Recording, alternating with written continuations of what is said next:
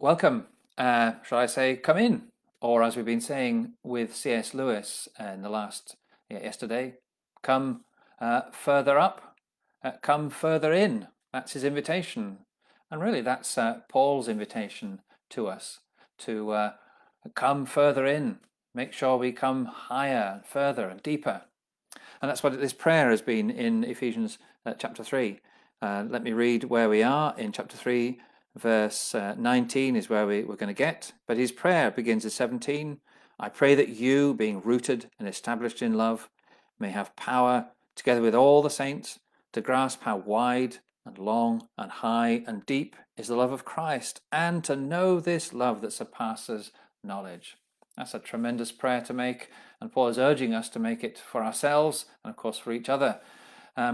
We started with strengthen, then yesterday was love, and here is knowledge. To grasp the vastness of the love of Christ and to know it even though it can't be known. That might sound like a bit of a contradiction, or a waste of time. How? Why would you go for something that can't be known? There's a story, an anecdote from the life of Saint Augustine, who lived in the 4th century, so about 1600 years ago. And he was a theologian, philosopher, writer. He was apparently walking along the beach one day, meditating, thinking about God, and he came across a little boy digging a hole in the sand. And for some reason, he mentioned to the boy, this is the anecdote, I have no idea why he did, but he mentioned to the boy that he was struggling with understanding what God was like.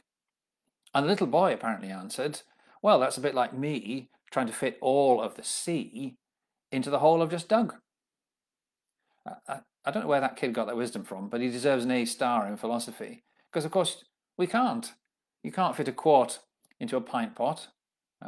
As mere mortals, we cannot really fully grasp the nature of God. And that's the same with his love. How can we fully comprehend the love of Christ for us? But it's not worthless, because it's not saying you can't know any of it. Just because something can't be fully known doesn't mean you can't know some of it. Just that we will never know all of it. That's the key. And so therefore it isn't futile to reach out for more of something even if you can't have all of it. There's always been more to discover. So Paul says you should make it your goal. Make that your life's aim. Don't be satisfied with just standing on the edge. Come further up. Come further in.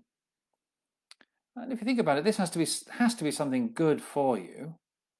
Think of all the things that people fill their lives with, destructive patterns of behavior, and all the things that bring them down. Or think of the things that people fill their minds with. The effect that the things that people think about have on them to do with anger and hopelessness and depression and doubt. And then think about the love of Christ. Think about that and let that fill your life. Now, I'm not saying it's some magic wand that takes your troubles away. If, for instance, you do suffer from depression, clinical depression, the answer is not just to stop your medication, but rather, by contrast, let the love of Christ fill your mind and encompass and strengthen you. Fill your heart and mind with him more and more. Never stop seeking that. Let that be your waking thought and the one you go to sleep with, and pray for it during the day. I came across a quote from Jim Packer, who died just earlier this week. I can't find it again, but it was wonderful. And it said something along the lines that knowing God is a journey into eternal love. Well, it begins now, and it never stops, and it never stops getting better.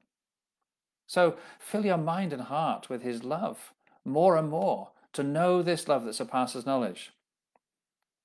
Just one thing we ought to note as part of this, a phrase slightly earlier on, but how are we going to manage this? How are we going to do it?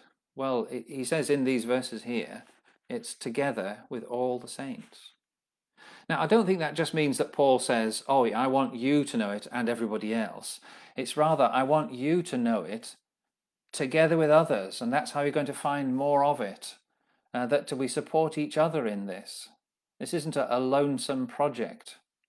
Rather, we understand more of Christ's love when we serve and worship and work and support together. to understand more of Christ's love and to grow in that, in the end, we need each other. So the big question is, to end with this morning, is how are you helping others to experience more of Christ's love? We've got another amazing phrase tomorrow, and we'll think about that, yes, tomorrow. See you then.